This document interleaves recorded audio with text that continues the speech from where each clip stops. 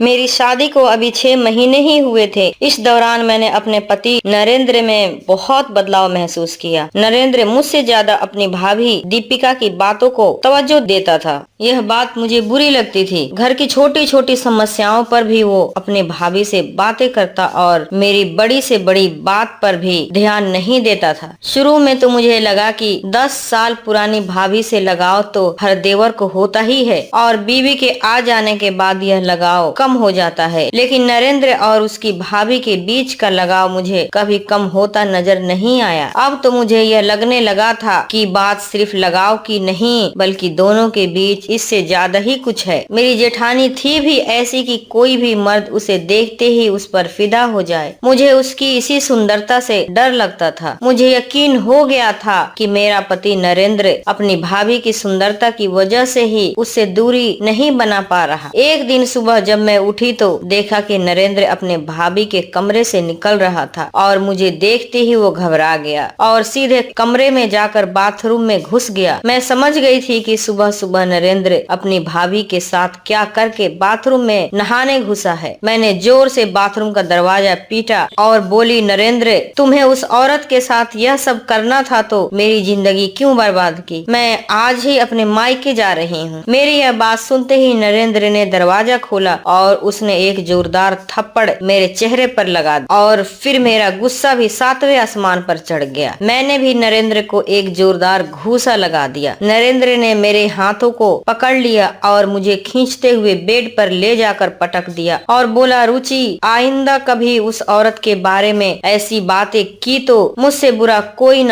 होगा। मैं कुछ कहती कि नरेंद्र ने अलमारी से अपने कपड़े निकाले और आंगन में चला गया। मैं बिस्तर पर पड़ी रही लेकिन वो मुझे देखने तक नहीं आया और सुबह का नाश्ता किए बगैर ड्यूटी पर चला गया। आधे घंटे में मैंने भी अपना सामान पैक किया और अपने मायके शीतलपुर के लिए निकल पड़ी। मेरी जेठानी ने पूछा भी कि कहाँ जा रही हो। मैंने उसकी बात का कोई जवाब नहीं दिया। मेरे इस तरह जाने की खबर नरेंद्र को भी लग चुकी थी। बस स्टैंड से शीतलपुर की बस पकड़कर मैं शाम तक अपने मायके पहुंच गई। वो मुझे लगातार कॉल कर रहा था लेकिन मैंने उसका कॉल रिसीव नहीं किया और घर पहुंचते ही मैंने अपना फोन स्विच ऑफ कर लिया और अपनी माँ को सारी बातें बताकर रोने लगी। वो बोली, तूने बिल्कुल सही किया रुचि जो तू यहाँ आ गई। अब तू नरेंद्र के पास तभी जाएगी जब नरेंद्र उस चुड़ैल के मकान से अलग रहने की कसम खा लेगा। आखिर नरेंद्र के पास किस चीज की कमी है? कृति नगर में ही उसके 2 प्लाट है। वो तुझे लेकर अलग क्यों नहीं रहता? मेरी छोटी बहन पिंकी भी मुझे लेकर बेहद परेशान थी। पिंकी की शादी होने वाली थी। 5 महीने रह गए थे। मेरी हालत देखकर अब वो भी ससुराल के नाम से डरने लगी थी। मेरा छोटा भाई रोहित अपनी जॉब से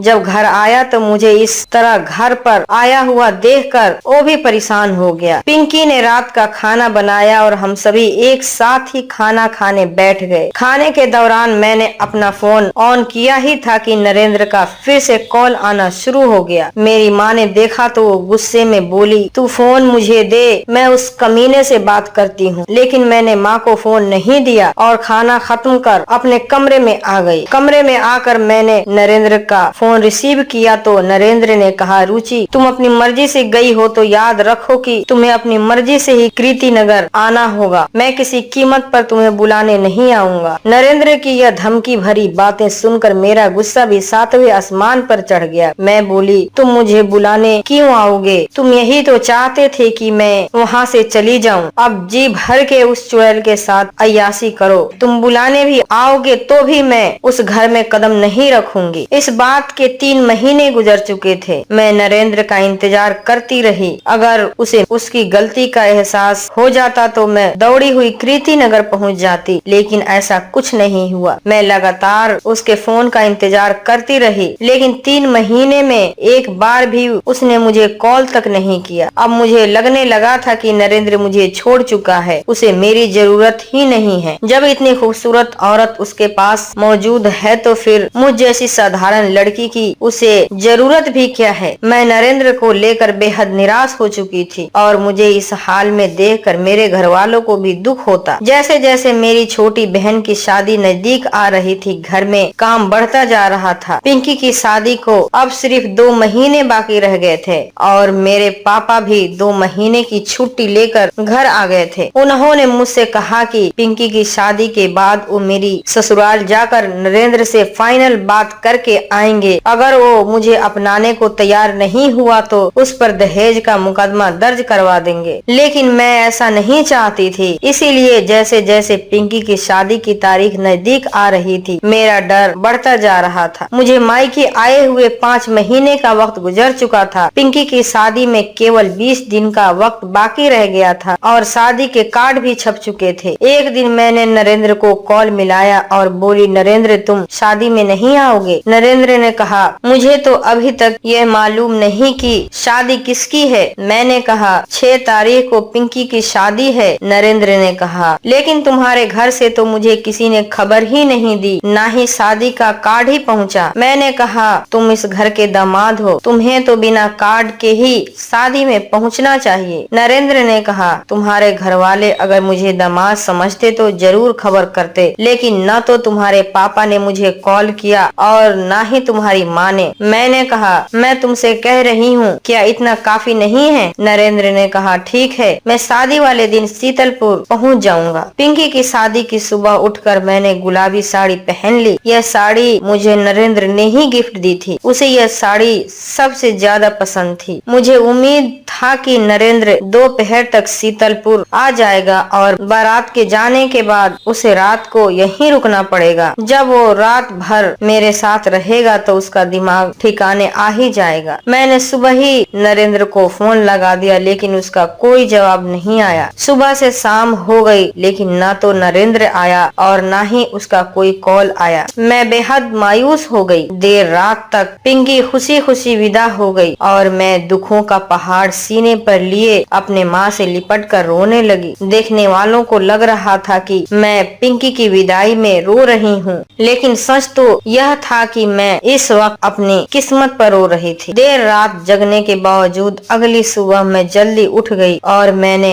अपनी माँ से कहा, माँ मैं आज ही कृति नगर चली जाऊंगी। मेरी इस बात पर मेरी माँ मुझसे बेहद नाराज हुई। वो बोली, जो आदमी तेरी बहन की शादी के लिए समय न निकाल पाया, उसके पास तेरे लिए भी वक्त नहीं होगा। तू सब्र कर। तेरे पापा पुलिस विभाग में मामूली कांस्टेबल ही हैं, तो क्या हुआ, वो उस नरेंद्र और उसके घर वालों को छोड़ेंगे नहीं। पापा को यह बात पता चली तो वो भी बेहद नाराज हुए और उन्होंने मुझे कीर्ति नगर जाने से सख्ती से रोक दिया। मैं दिन भर नरेंद्र को कॉल मिलाती रही, लेकिन उसका फोन अब भी स्विच ऑफ ही था। रात को मायूस होकर मैं बिस्तर पर जाकर सो गई। अब नरेंद्र की ओर से कोई उम्मीद बची ही नहीं थी। मुझे पूरा यकीन हो गया था कि जल्द ही मेरा और नरेंद्र का रिश्ता हमेशा के लिए खत्म हो जाएगा। लेकिन तभी अचानक मेरे फोन की घंटी बजी। नरेंद्र का ही फोन था। मैंने झट से फोन उठाया। उधर से नरेंद्र की आवाज आई। वो रोता हुआ बोला, रुचि सब खत्म हो गया। मैंने कहा, अभी कुछ खत्म नहीं हुआ है। अगर तुम मेरे घर आकर मुझे यहाँ से ले चलो तो हमारा रिश्ता अभी भी बच सकता है। नरेंद्र ने कहा,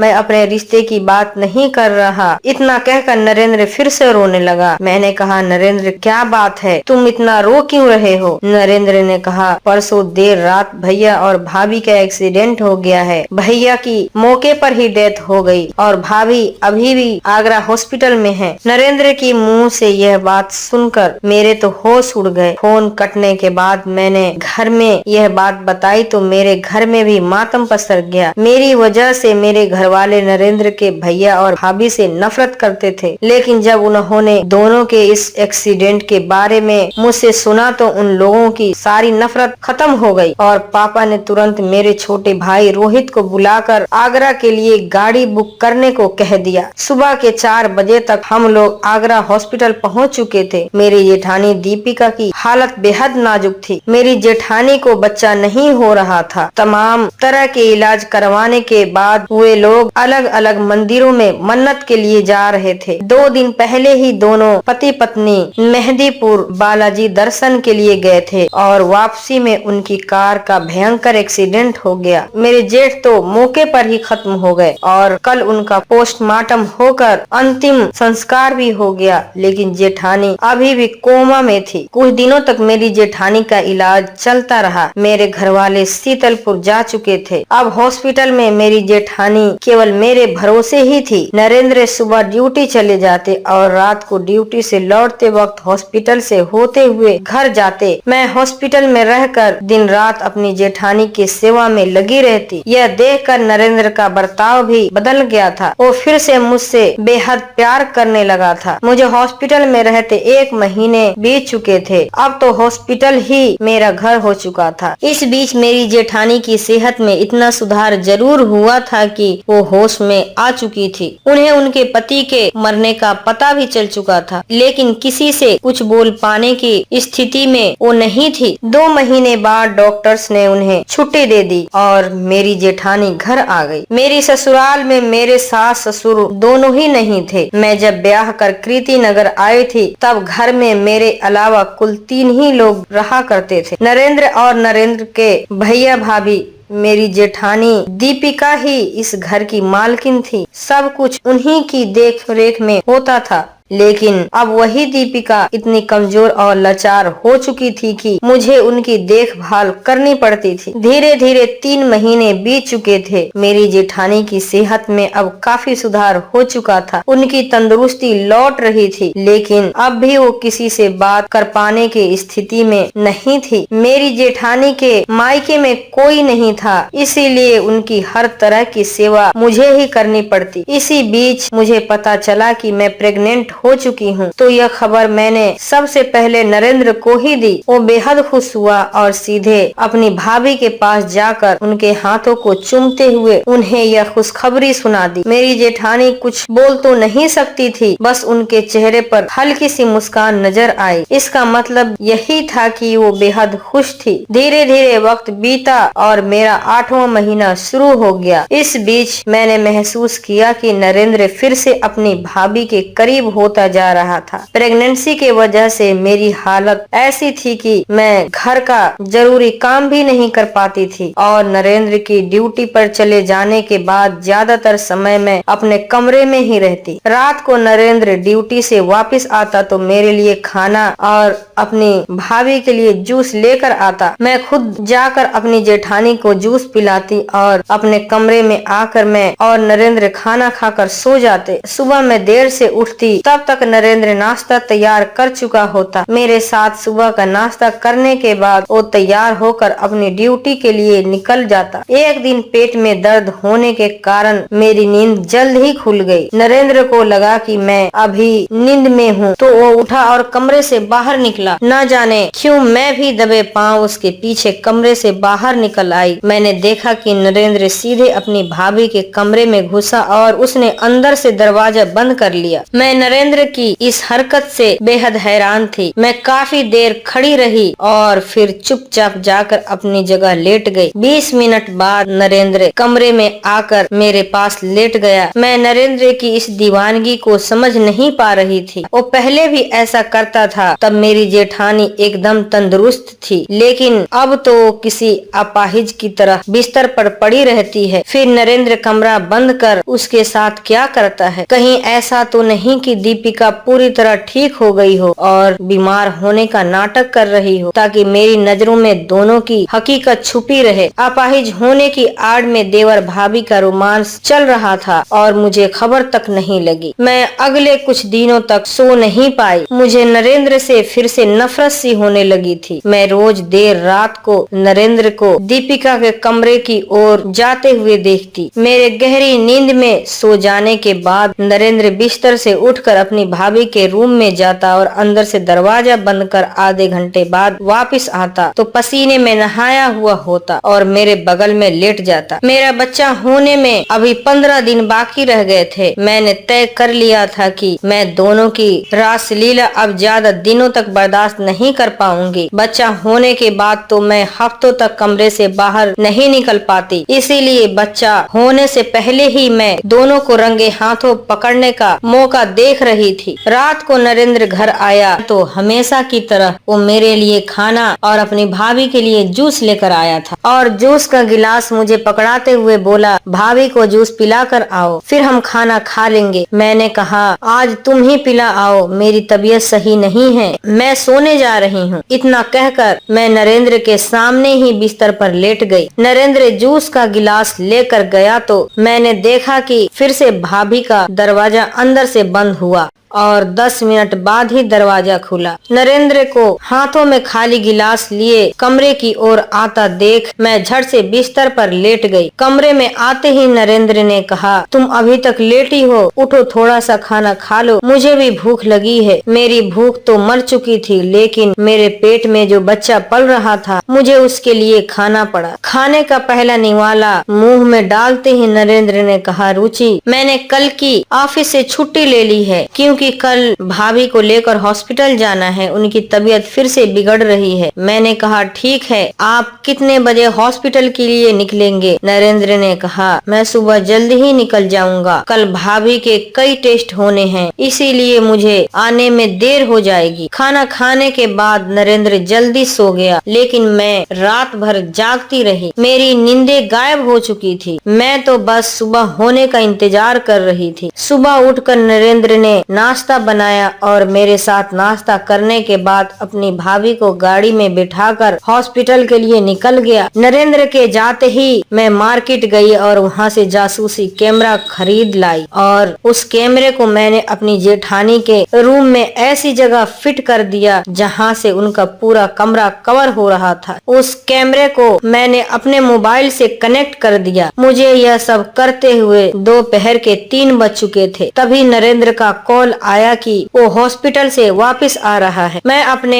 आज के काम से बेहद खुश थी। कल तक मेरे पास वो सबूत होगा जिसके आधार पर नरेंद्र और उसकी भाभी की असलियत मेरे लिए राज बनकर नहीं रह जाएगी। नरेंद्र अपनी भाभी को लेकर हॉस्पिटल से घर आया और भाभी को कमरे में बेड पर लिटाकर मेरे कमरे में आ गया और फिर उसने अपनी भाभी की सारी दवाइयाँ मुझे पकड़ा दी और कौन सी दवाइयाँ कब खिलानी है ये मुझे समझाने लगा। इस दौरान उसके हाव भाव देखकर मुझे तो ऐसा लग रहा था जैसे दीपिका उसकी भाभी नहीं बल्कि बीवी हो। रात को नरेंद्र खुद ही अपनी भाभी के कमरे में जूस और दवाइयाँ लेकर गया और आधे घंटे में वापस लौट कर आया। खाना खाने के बाद वो सो गया और मैं सुबह होने का इंतजार करती रही। मेरे गहरी नींद में होने के बाद नरेंद्र उठा और अपनी भाभी के कमरे में चला गया। आधे घंटे के बाद पसीने में तर होकर लौट आया और मेरे पास लेट गया। जब नरेंद्र अपनी ड्यूटी पर चला गया तो मैंने झट से कल से अब तक की रिकॉर्डिंग देखनी शुरू की और मेरे होश उड़ गए। नरेंद्र अपनी भाभी के कमरे में गया, उन्हें गोद में उठाकर व्हील चेयर पर बैठाया और भाभी की गंदी हुई चादर को उठाकर उसने एक तरफ रख दिया। फिर उसने उस गंदी चादर की जगह पिछले दिन धोई गई साफ चादर को बिछा दिया। फिर गंदी चादर को कमरे के बाथरूम में ले जाकर धोने लगा और फिर उसने धोई हुई चादर को बाथरूम के खिड़की पर ही सूखने के लिए टांग दिया। फिर उसने अपनी भाभी की सलवार उतारकर उन्हें धोए हुए साफ कपड़े पहनाया और गंदे कपड़ों को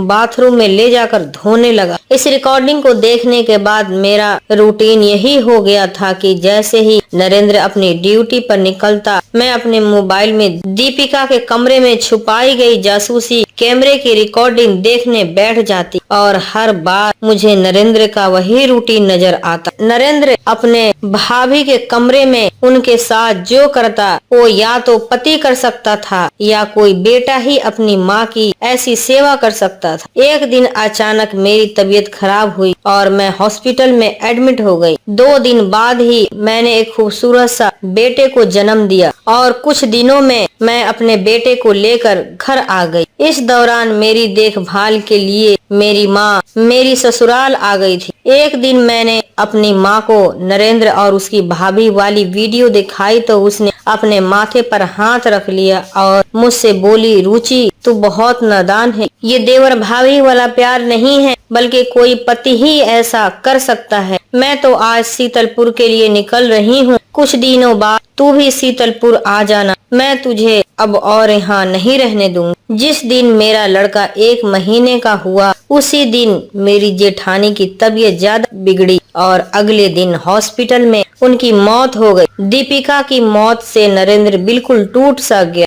ऐसा लग रहा था जैसे नरेंद्र की सगी माँ की डेथ हुई हो। कुछ समय बाद एक दिन मैंने नरेंद्र का मूड देखकर उससे पूछ ही लिया। मैंने कहा, नरेंद्र, अब तो भाभी इस दुनिया में नहीं है और मैं जानती हूँ कि तुम उनसे बेहद प्यार करते थे। इतना प्यार तो कोई बेटा भी अपनी माँ से नहीं करता। तुम उनके गंदे कपड़े अपने हाथों से धोते थे, आखिर क्यों? नरेंद्र ने मेरी तरफ देखा और गहरी सांस। थोड़ी देर की खामोशी के बाद बोला, मैं और मेरे बड़े भाई सतीश ने बचपन में बहुत कुछ झेला था। मेरी सगी माँ बचपन में ही मर गई थी और मेरे पापा ने दूसरी शादी कर ली थी। मेरे पापा की मौत के बाद मेरी सौतेली माँ ने मेरे पापा की पूरी प्रॉपर्टी को हड़प लिया और हमें दर दर की ठोकरें खाने पर मजबूर कर दी। मेरे भैया ने मजदूरी कर मुझे पढ़ाया लिखाया। 10 साल पहले मेरे बड़े भैया ने दीपिका से शादी की, जो अपने माँ बाप की इकलौती बेटी थी। दीपिका भाभी के माँ बाप भी उसे छोड़कर इस दुनिया से जा चुके थे। भाभी के पास जो भी संपत्ति थी वो सब उन्होंने मेरे भैया के हवाले कर दी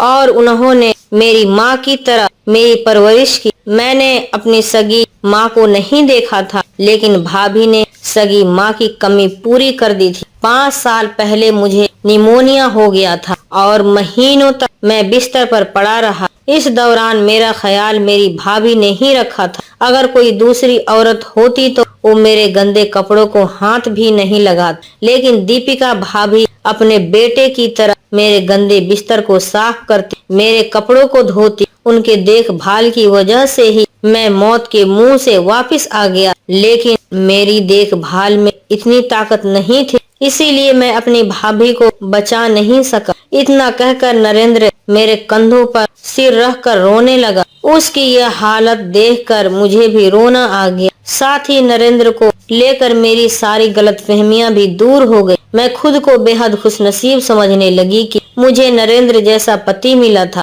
मैंने अपनी माँ को तुरंत फोन मिलाया और बोली, माँ, मैं अब शीतलपुर नहीं आऊंगी। कहानी से सीख, शक इंसान को कहीं का नहीं छोड़ता। कई बार हम जिन चीजों को सच समझ लेते हैं, उनके पीछे की वजहें बिल्कुल अलग ही होती हैं। इसीलिए सिर्फ शक की बिना पर ही आखिरी फैसले तक पहुंचना हमारी बेवकूफी साबित होती है। आपको यह वीडियो कैसा लगा कमेंट बॉक्स में जरूर बताएं। मेरे इस चैनल को सब्सक्राइब जरूर करें, क्योंकि मैं आपके लिए लाती हूँ सबसे ओरिजिनल कहानियाँ। शुक्रिया आप